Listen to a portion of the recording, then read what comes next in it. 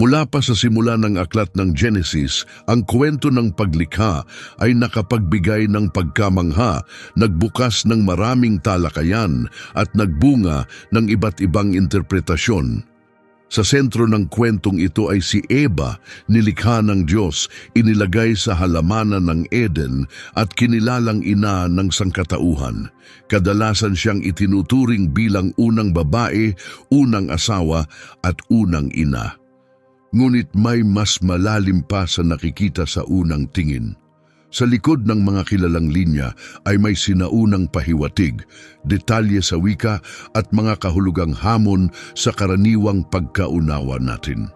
Bakit may dalawang magkaibang kwento kung paano nilikha ang tao, isa kung saan sabay nilikha ang lalaki at babae, at isa pa kung saan ang babae ay mula sa katawan ng lalaki? Bakit tinawag si Eva na ina ng lahat ng may buhay, pero wala namang nabanggit na asawa ni Cain? At naroon pa ang lumang kwentong Hudyo tungkol kay Lilith. Sinasabing nilikha bago pa si Eva, ngunit biglang nawala sa Eden at sa mismong Biblia. Ang layunin ng bidyong ito ay hindi kwestiyonin ang katotohanan ng Biblia, kundi tuklasin ang lalim na taglay nito. Ngayon susuriin natin ang mismong teksto at ang mga sinaunang salita upang matuklasan ang nakakagulat na mga detalye tungkol kay Eva, sa halamanan at sa ideya na baka may nauna pa sa kanya. Tapusin mo ang panunood, maaring magbago ang tingin mo sa Biblia. Simulan na natin. Magsisimula tayo sa alam ng marami mula pagkabata na si Eva, ang pinakaunang babae, nilikha ng Diyos bilang katuwang ni Adan. Galing ito sa 2 kabanata ng Genesis, kung saan detalyado ang paglikha sa kanya. Sa mga talatang 21 at 22, sinabi na pinatulog ng Diyos si Adan ng mahimbing. Habang siya'y natutulog, kinuha ng Diyos ang isa sa kanyang tadyang at isinara ang bahagi kung saan ito kinuha. Gamit ang tadyang, nilikha ng Diyos ang babae at dinala siya kay Adan. Tinatawag ito ng ilan bilang unang halimbawa ng banal na operasyon, isang personal at malikhaing gawa ng Diyos. Hindi tulad ni Adan na mula sa lupa ang babae ay mula sa katawan ni Adan. Ipinapakita nito ang pagiging malapit nila, pagkakaisa at isang malalim na ugnayan. Sa susunod na kabanata, binigyan siya ng pangalan. Sa Genesis 3:20, sinabi na ang pangalan ni Eva sa wikang Hebreo ay Chava, na galing sa salitang ibig sabihin ay buhay o nabubuhay.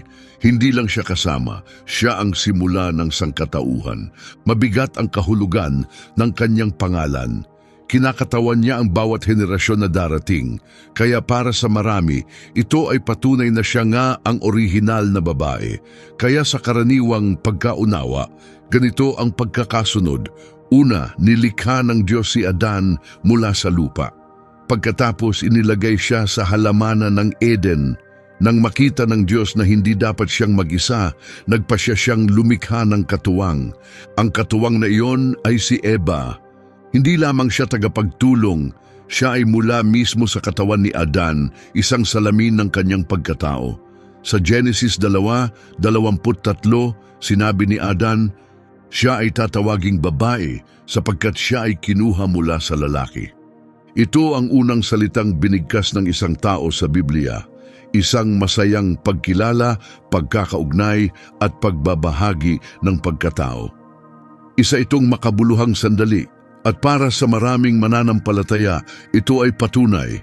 Si Eva ang unang babae, walang duda. Ngunit narito ang isang nakakaintrigang bagay. Hindi talaga kay Eva nagsimula ang Biblia. Sa katunayan, may naunang kwento ng paglikha bago pa siya nabanggit. Sa unang kwento, sabay nilikha ang lalaki at babae ayon sa wangis ng Diyos. Kaya posible na ang bersyon ni Eva sa Kabanata 2 ay isang bahagi lamang ng mas malaking larawan. Para tunay na maunawaan kung sino si Eva at kung siya nga ba ang unang babae, kailangan nating pag-aralan ng mabuti ang dalawang kwento ng paglikha sa Genesis. Sa unang tingin, mukhang simple lang, pero kapag inusisa natin ang mga detalye, may lalabas na kakaiba. Tingnan natin ang Genesis 1:27. Sinasabi rito na nilikha ng Diyos ang tao ayon sa kanyang larawan. Lalaki at babae, sabay niyang nilikha. Dito, sabay nilikha ang lalaki at babae at parehong taglay ang wangis ng Diyos. Walang binanggit na lupa, tadyang o mahimbing na tulog. Ang kabanatang ito ay may istrukturang tula. May malinaw itong ritmo, 6 na araw ng paglikha na nagtapos sa paglikha sa tao sa ika-6 na araw. Malawak ang pananaw rito, ipinapakita ang buong sansinukob. Ngunit pagdating sa susunod na bahagi, nagiba ang tono. Sa Genesis Kabanata 2, unang nilikha ang lalaki bago pa ang mga halaman at hayop. Hinubog siya ng Diyos mula sa lupa. Sa talatang 7 ng Kabanata 2, inilagay siya ng Diyos sa isang espesyal na lugar na tinawag na Eden.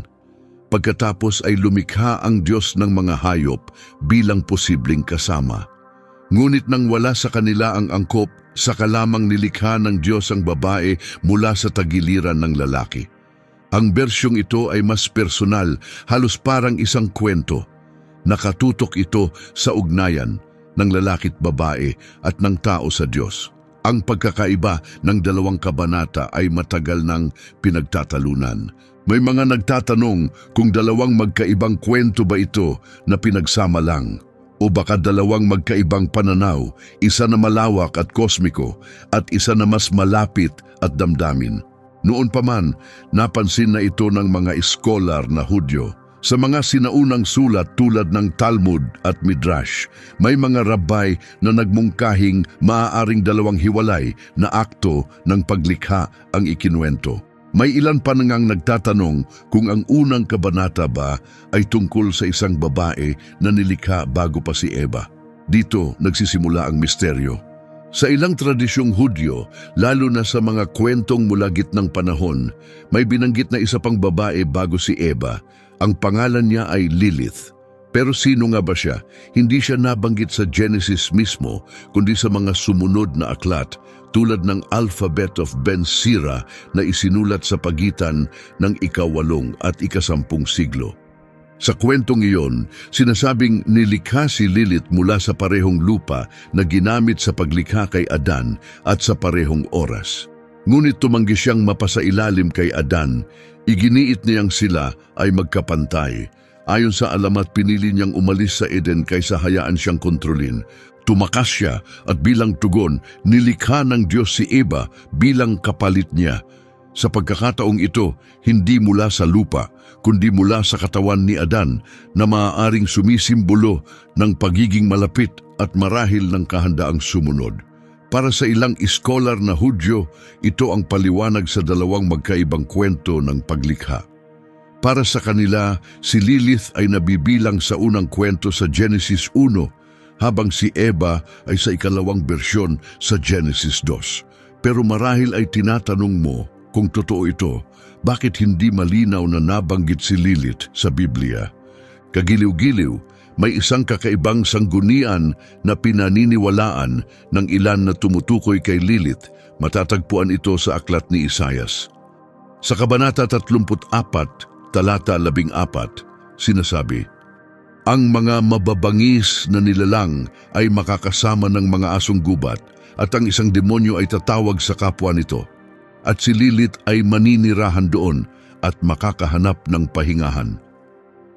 Ang salitang Hebreo na ginamit ay Lilith, na sa ilang salin ay tinatawag na nilalang ng gabi o kuwang ng gabi. Pinagtatalunan pa rin ng mga iskolar ang eksaktong kahulugan nito, pero marami ang naniniwala na may koneksyon ito sa parehong alamat. Habang lumilipas ang panahon, si Lilith ay naging simbolo ng pagsuway, kalayaan at matinding lakas ng pagiging babae. Sa mga sumunod na tradisyon, lalo na sa mga okultong paniniwala, iginuhit siya bilang isang madilim at demonyong nilalang.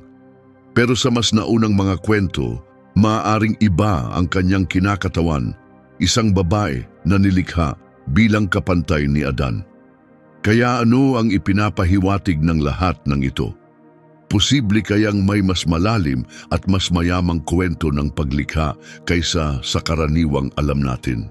Isang kwentong maaring nagsimula sa isa pang babae na kalaunan ay nawala sa tala. Tuloy natin. Sa susunod na bahagi, susuriin natin ang orihinal na wikang Hebreo ng Genesis upang tuklasin ang mga kahulugang maaaring nawala sa pagsasalin. At ngayon, humaharap tayo sa isa sa pinagtatalunan at mahiwagang tauhan sa mas malawak na kwento ng paglikha, si Lilith. Bagamat hindi nabanggit ang kanyang pangalan sa teksto ng Genesis, malalim ang kanyang pinagmulan sa tradisyong Hudyo, sa mga mistikong aklat at sa daan-daang taon ng debate. Kaya sino nga ba talaga siya? Isang alamat, isang espiritu, o isang bahagi ng simula ng Biblia na nakalimutan na?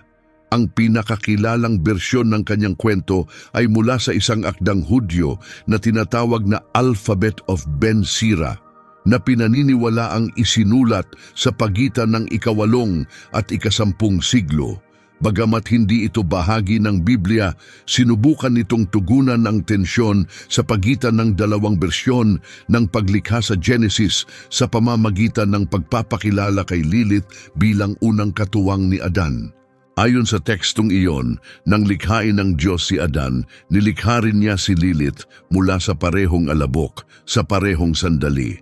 Ngunit nang sila'y nagsimulang magsama, nagkaroon agad ng alitan. Tumanggi si Lilith na maging mas mababa sa kanya. Giit niya, pantay tayo, pareho tayong nilikha mula sa lupa. Dito dumating ang punto ng pagbabago sa kwento.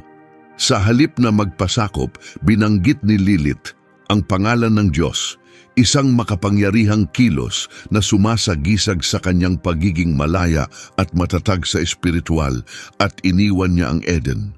Pinili niya ang kalayaan kaysa sa pagsunod. Nagpadala ang Diyos ng mga anghel upang kumbinsihin siyang bumalik, ngunit tumanggi siya. Kaya nilikha ng Diyos si Eva mula sa tagiliran ni Adan, isang babaeng mas handang tumanggap ng panibagong papel. Sa paglipas ng panahon, naging simbolo si Lilith ng lakas ng babae, pagtutol sa kontrol ng lalaki at maging isang babalang kwento sa ilang tradisyon. Ngunit ayon sa ilang iskolar, maaring may mas matandang paniniwala na ipinapahiwatig ng kanyang kwento, isang naunang bersyon ng paglikha na hindi nagtapos sa pagkakaisa, kundi sa paghihiwalay. Posible kayang may unang pagtatangkang pagkakapantay sa pagitan ng lalaki at babae na hindi nagtagumpay. Kakaiba man, lumilitaw talaga ang pangalan ni Lilith sa Hebreong Biblia kahit isang beses lang at hindi sa Genesis. Sa Isaias 34:14 sinasabi, ang mga mababangis na hayop ay magtitipon kasama ng mga hyena, tatawagin ng mga demonyo ang isa't isa, at doon si Lilith ay mamamahinga at makakahanap ng tahanan. Sa orihinal na Hebreo, literal na nakasulat ang Lilith, Lilith. Karamihan sa mga makabagong salin ng Biblia ay isinasalin ito bilang nilalang ng gabi, kuwang ng gabi, o halimaw ng gabi. Pero sa tradisyong Hudyo, ang salitang ito ay hindi basta-basta tumutukoy sa hayop na gising sa gabi. Si Lilith ay tiningnan bilang isang babaeng espiritu ng gabi, kadalasang iniuugnay sa maiilap na lugar, panganib, at sa mga hindi nakikitang puwersa. Sa mga sinaunang alamat ng Mesopotamia na tiyak na alam ng mga Hebreo, mayroon ding mga nilalang na tinatawag na Lilithu, mga babaeng espiritu na gumagala sa gabi. Kaya ano ba talaga ang nangyayari dito? Maraming eksperto ang naniniwalang katang-isip lang si Lilith, isang tauhang idinagdag lang sa mga kwentong Hudyo at aral. Pero may ilan na naniniwala na may mas kapanapanabik na posibilidad. Posible kayang si Lilith ay bahagi ng isang mas lumang bersyon ng kwento sa Genesis, marahil isang bersyon na ipinasa lamang sa pamamagitan ng pananalita o isinulat sa mga tekstong nawala na ngayon. Maaaring siya ay isang nawawalang tauhan na orihinal na kasama sa Genesis 1, nilikha bilang kapantay ni Adan, pero kalaunan ay pinalitan, tinanggal at hindi isinama sa opisyal na Biblia? Hindi natapos ang kwento ni Lilith sa Alphabet of Ben Sira. Lumilitaw rin siya sa Zohar, isang mahalagang aklat sa mistisismong Hudyo kung saan siya ay inilalarawan bilang isang tukso o madilim na puwersa. Sa mga sulating gnostiko, minsan ay may taglay siyang karunungan, kapangyarihan o maging simbolo ng pagsuway sa kaayusang kosmiko. Kalaunan, sa ilang sulating Kristiyano tungkol sa mga demonyo, ginawa siyang simbolo ng tukso at panganib.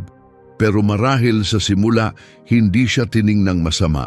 Marahil siya ay pantay kay Adan, malaya at masyadong malakas para sa mundong kinabibilangan niya. At dito pumapasok ang mas malalim na tanong. Si Lilith ba ay isang babalang kwento lamang? O siya ba talaga ang unang babae na nilikha kasama ni Adan pero binura mula sa opisyal na bersyon? Para tunay na maunawaan, hindi sapat ang umasa lang sa salin sa Ingles ng Biblia. Kailangan nating bumalik sa orihinal na wikang Hebreo. Dahil minsan, ang isang salita o kahit isang pantig ay kayang baguhin ang kahulugan ng isang buong talata. Kaya balikan natin ang simula. Sa Genesis 1.27 sinasabi, "Nilalang ng Diyos ang tao ayon sa kanyang larawan. Ayon sa larawan ng Diyos, nilalang niya ito. Lalaki at babae, nilalang niya sila." Ang salitang ginamit para sa tao ay Adam. Ngunit sa Hebreo, ang Adam ay hindi lang tumutukoy sa lalaking tao. Maaari rin itong mga hulugan ng buong sangkatauhan o pangkalahatang tao. Maraming iskolar ang naniniwalang sa pagkakataong ito, ang Adam ay hindi tumutukoy sa isang lalaki, kundi sa lahat ng tao, sa pangkalahatan. Kaya nang binanggitang lalaki at babae, ginamit ang mga salitang Hebreo na zakar at nekiva. Ang mga salitang ito ay literal na tumutukoy sa lalaki at babae sa pisikal at biolohikal na paraan at ginagamit din sa paglalarawan ng mga hayop sa banal na kasulatan. Tumutukoy sila sa katawan, hindi sa tungkulin, kapangyarihan o pagkakakilanlan. At ang pinakamahalaga, ginamit ang dalawang salitang ito ng sabay sa parehong sandali sa kwento. Malinaw nitong ipinapakita na sabay nilikha ang lalaki at babae sa Genesis 1-5. Pantay sa larawan, halaga at pinagmulan.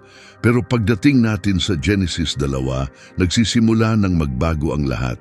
Sa Genesis 2:7, sinasabi, "Pagkatapos ang Panginoong Diyos ay humubog ng tao mula sa alabok ng lupa at hiningahan ang kanyang ilong ng hininga ng buhay."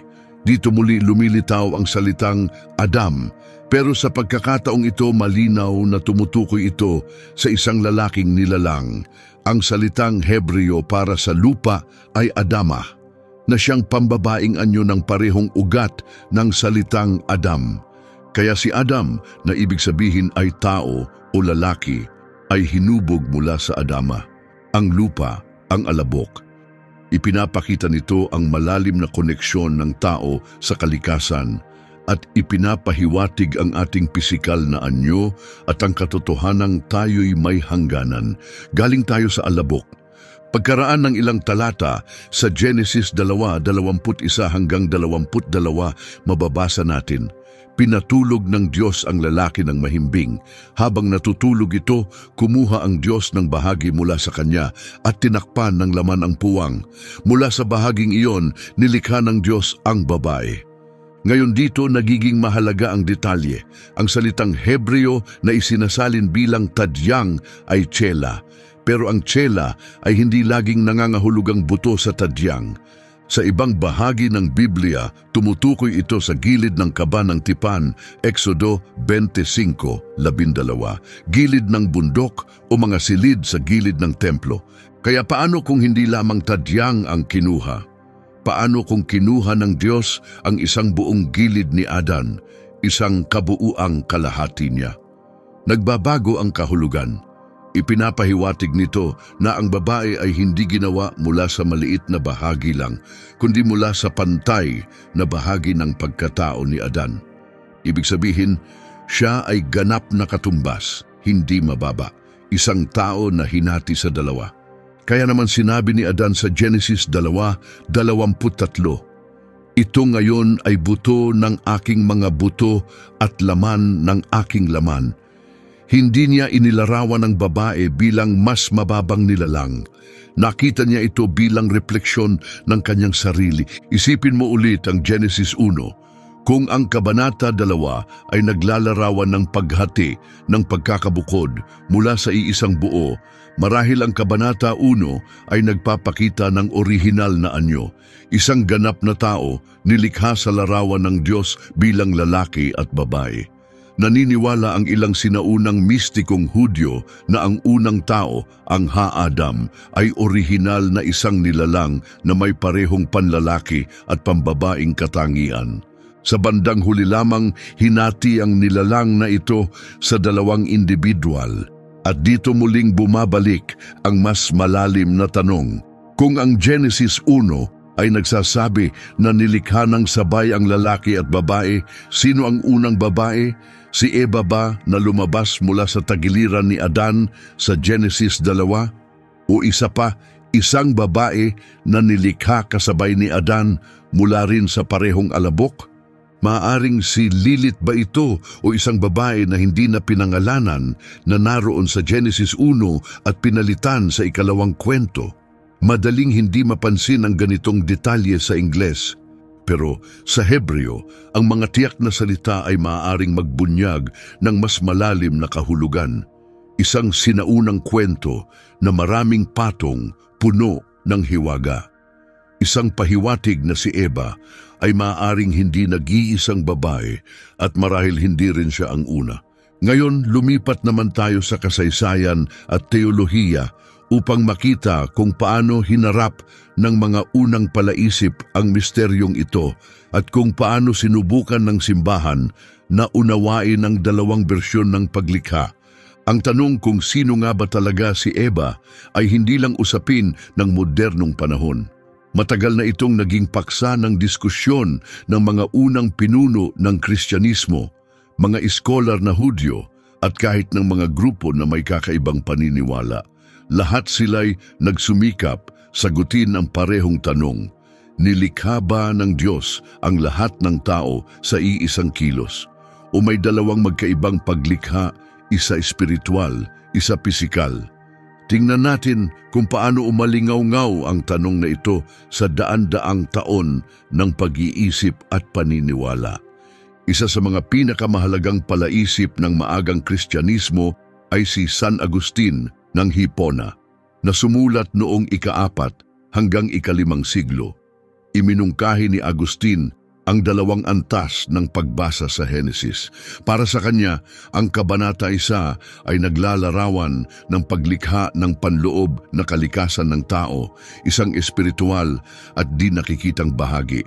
Samantala, ang Genesis Kabanata 2 ayon sa kanya ay naglalarawan ng pisikal na paglikha ng unang mga tao sa aktwal na oras at espasyo.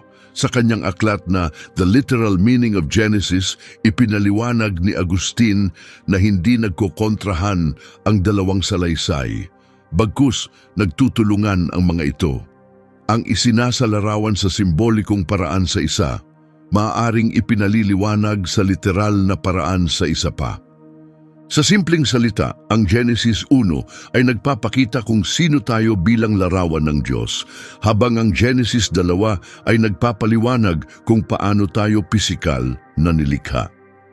May iba ring interpretasyon ang ibang mga palaisip.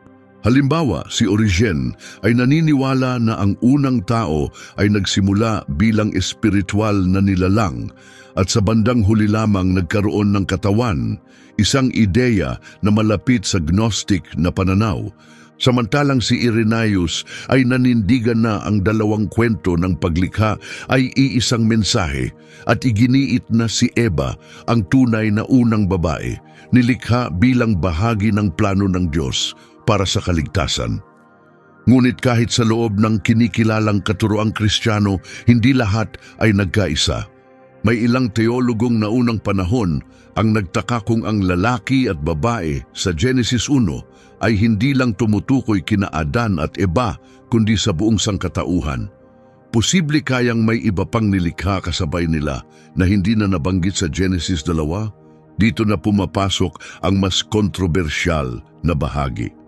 May ilang sinaunang Kristiyanong grupo na tinawag na Gnostiko na may ibang pananaw. Inaangkin nilang may tagong kaalaman, tinatawag na gnosis, na nagbibigay ng mas malalim na kahulugan sa banal na kasulatan.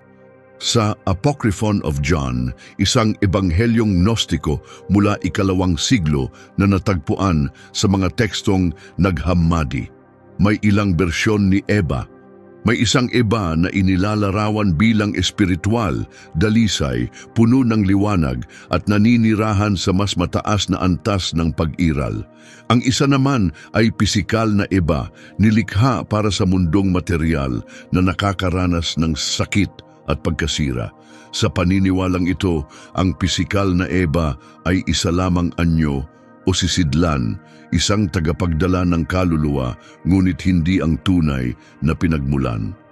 Itinakwil ng maagang simbahan ang mga sulating ito bilang maling aral, pero ipinapakita nitong maging noong unang panahon. May mga taong nagtatanong na ng malalim tungkol sa Genesis at sa kahulugan nito. Kaya ano ang maaari nating matutunan sa lahat ng ito?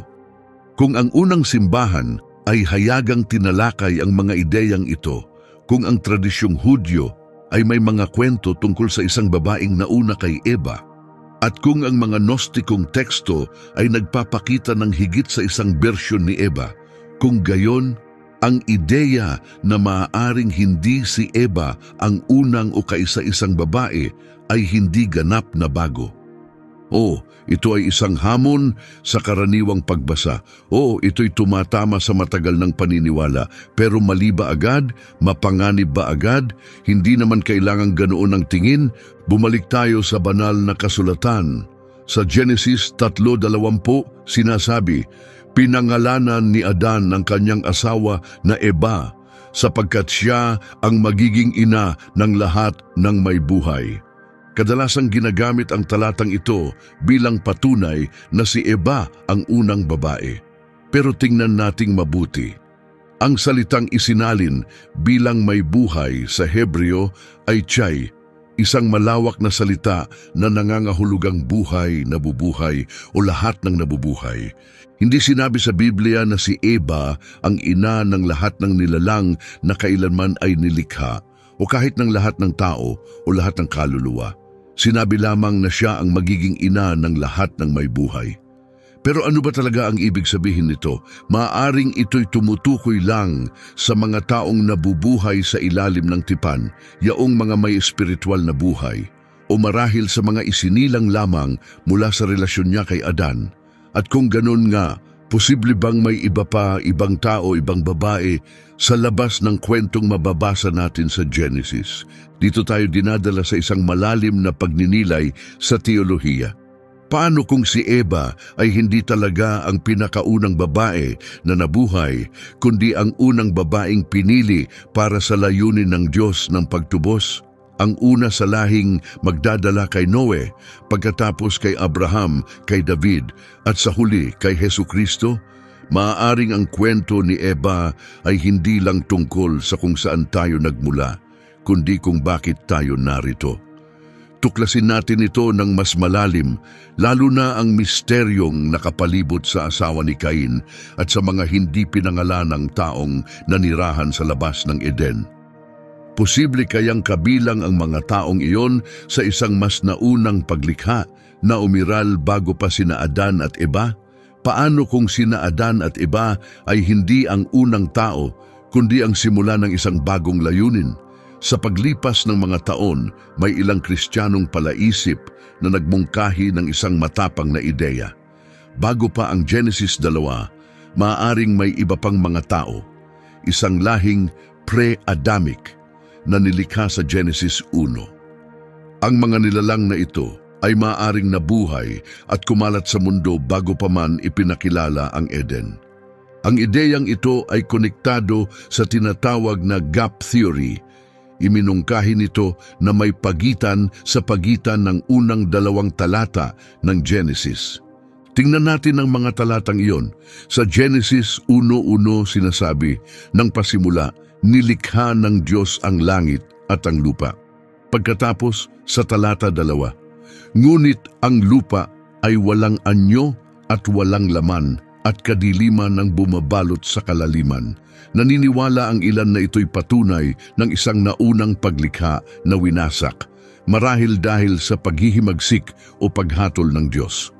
Mula sa Genesis 1:3 pataas, maaaring nasasaksihan natin hindi ang orihinal na paglikha, kundi isang pagbabagong muli.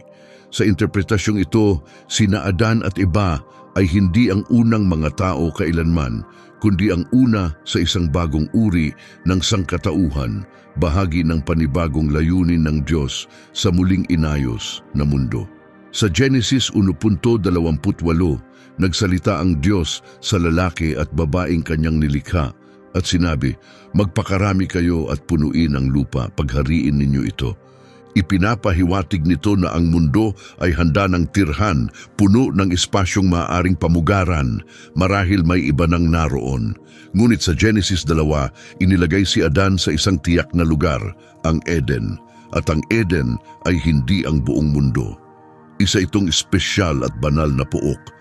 Kaya kung sina Adan at Eva ay inilagay sa Eden, maaaring ibig sabihin nito na may ibang bahagi ng mundo na mayroon ng naninirahan.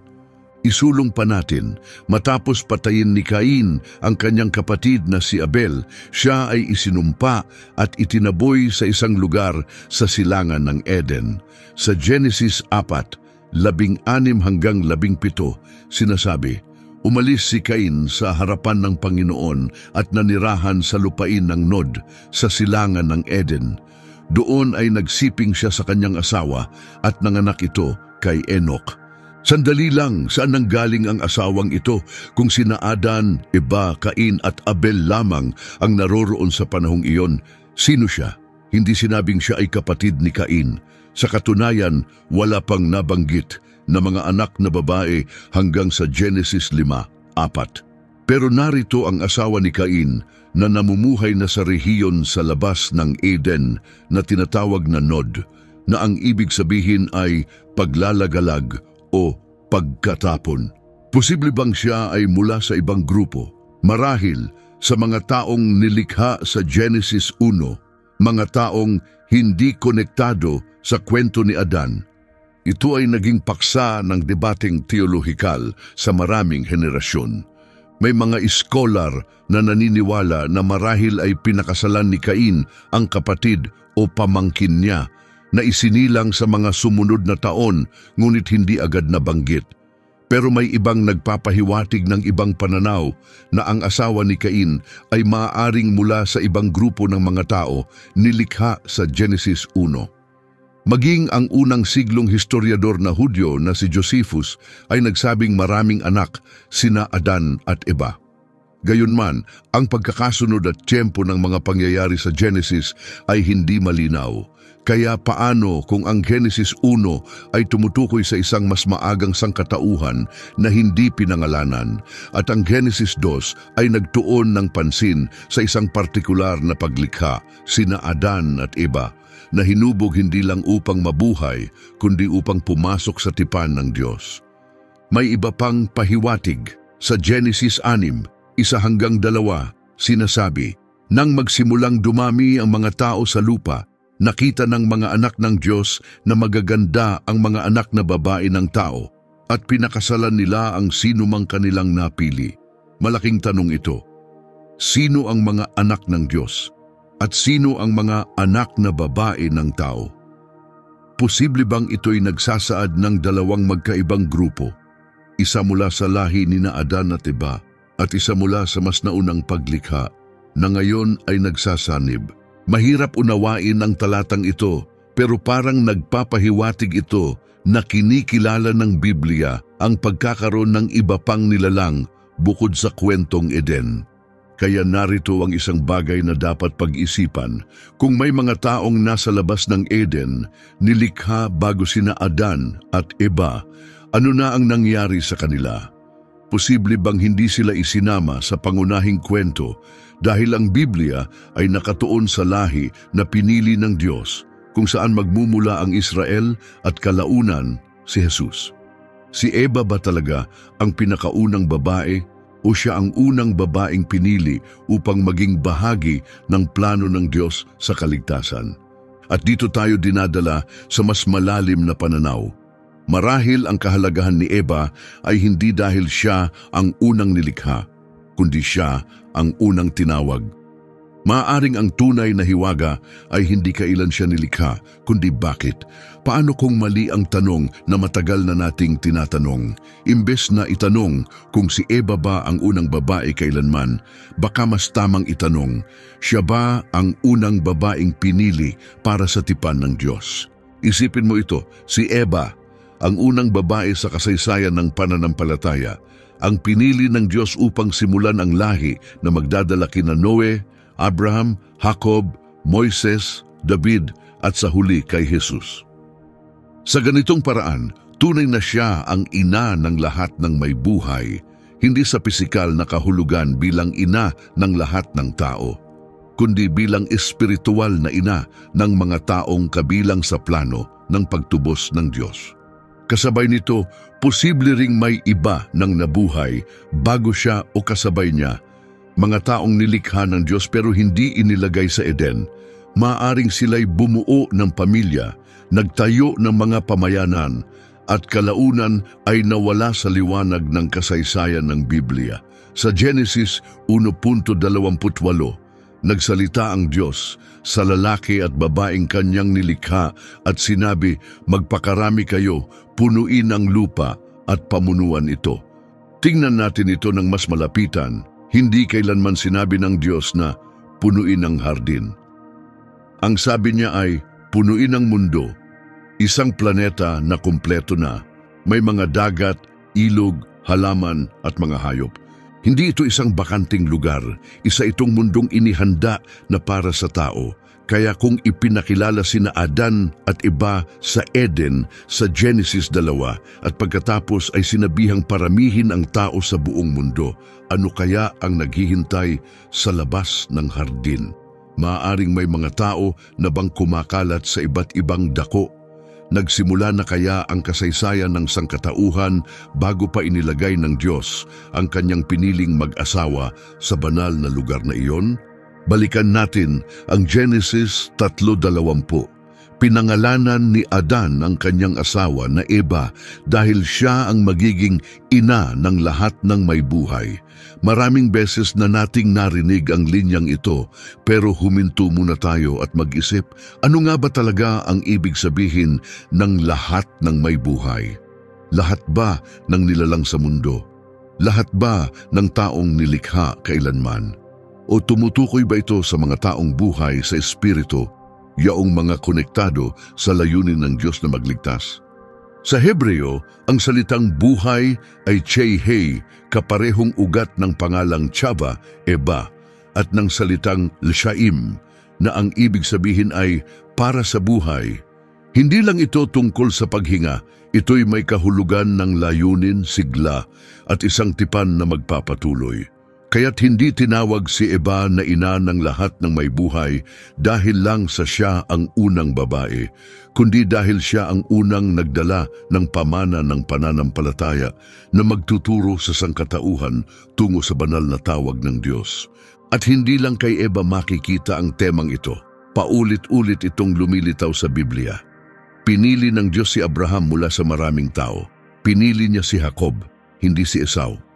Pinili niya ang Israel, hindi ang mga karatig bansa tulad ng Ehipto, Assyria o Babylonia. Pinili niya si Maria sa lahat ng kababaihan upang dalhin ang tagapagligtas.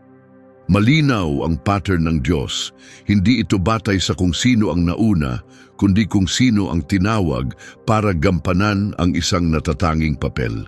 At kung totoo rin ito kay Eva, maaaring hindi siya ang unang babaeng nilikha, pero siya ang unang babaeng pinili para sa kwentong tunay na may saysay, ang espiritual na paglalakbay na huhubog sa kasaysayan. Kung ganito ang kaso, hindi inilaan ang aklat ng Genesis bilang isang kompletong tala ng lahat ng taong nabuhay. Isa itong pagtuon sa isang linya, isang landas na tuwirang magdadala sa pagdating ni Jesus. Marahil ito ang dahilan kung bakit hindi binanggit sa Biblia kung sino ang asawa ni Cain o kung sino pa ang mga taong nasa labas ng Eden. Hindi para sa lahat ng focus, kundi sa mga taong nasa linya ng pangako. Kaya't maaring si Eva ay hindi ang unang babaeng umiral, ngunit siya ang unang babaeng may banal na layunin. Ang kanyang kwento ang simula ng misyon ng Diyos upang iligtas ang mundo, isang kwento na hahantong sa krus at muling magbubukas sa harap ng isang bakanting libingan. Si Eva ba talaga ang unang babae? Pagkatapos pag-aralan ng wikang Hebreo, ang dalawang bersyon ng paglikha, sinaunang tradisyon tulad ng kwento ni Lilith, ang hindi pinangalanang asawa ni Cain, at ang pananaw ng mga sinaunang teologo, baka hindi ganun kasimple ang sagot. Sa Genesis 1, nilikha ang lalaki at babae ng magkasama ayon sa larawan ng Diyos. Sa Genesis 2, ipinakilala si Eva, hinugis mula sa tagiliran ni Adan, hindi lang bilang kasama, kundi upang simulan ang isang sagradong angkan, isang angkan na magdadala sa tagapagligtas ng mundo. Sa Genesis 4, sinabing nakahanap ng asawa si Cain, pero saan siya nanggaling? Hindi ito ipinaliwanag ng teksto, ngunit ang kanyang presensya ay tila nagpapatunay na may iba ng taong nabubuhay sa labas ng Eden. Ano ang ipinapahiwatig nito? Maaring hindi si Eva ang unang babaeng nilikha, kundi siya ang unang babaeng pinili upang gampanan ang mahalagang bahagi sa plano ng Diyos. Siya ang unang ina sa kwentong tunay na mahalaga, ang kwentong hahantong kay Jesus. Posible bang ang alam natin ay isa lang munting bahagi ng mas malalim na kwento? Ang Biblia ay hindi isang patag at iisang layer ng salaysay. Isa itong malalim at patong-patong na revelasyon, puno ng kahulugan na naghihintay lamang matuklasan. Tulad ng napag-usapan natin, hindi laging ibinubunyag ng Diyos ang lahat sa isang iglap. Minsan, itinatago niya ang pinakamalalim na katotohanan sa harap mismo ng ating mga mata upang hikayatin tayong hanapin siya ng mas mabuti. Ayon sa Kawikaan 25, karangalan ng Diyos ang maglingid ng isang bagay, ngunit karangalan ng mga hari ang magsaliksik nito. Hindi itinatago ng Diyos ang katotohanan upang lituhin tayo. Itinago niya ito upang mapalapit tayo sa Kanya. Gusto niyang magsaliksik tayo, magtanong at hanapin siya ng buong puso. Dahil sa paghahanap na iyon, higit pa sa karunungan ang ating matatagpuan, siya mismo ang ating mahahanap. Maraming salamat sa panonood. Kung ang video na ito ay nagbigay ng bagong pananaw, nagtulak ng tanong o gumalaw sa iyong puso, mag-iwan ka ng komento. Naniniwala ka bang si Eva ang unang babae sa mundo? O siya lang ba ang unang babae sa piniling linya patungo sa kaligtasan? Gusto naming marinig ang iyong saloobin. Huwag kalimutang mag-subscribe para sa mas marami pang malalim na pag-aaral sa kasulatan, sinaunang karunungan at pananampalatayang binubuksan ng Diyos sa ating mga puso. Kung nagustuhan mo ang video na ito, bigyan mo ito ng thumbs up at ishare mo sa kakilala mong mahilig ding mag-explore ng Biblia. Hanggang sa muli, manatiling mausisa, manatiling tapat, at huwag kailanman tumigil sa paghahanap ng katotohanan na inilagay ng Diyos sa harap mismo ng ating mga mata. Pagpalain ka ng Diyos.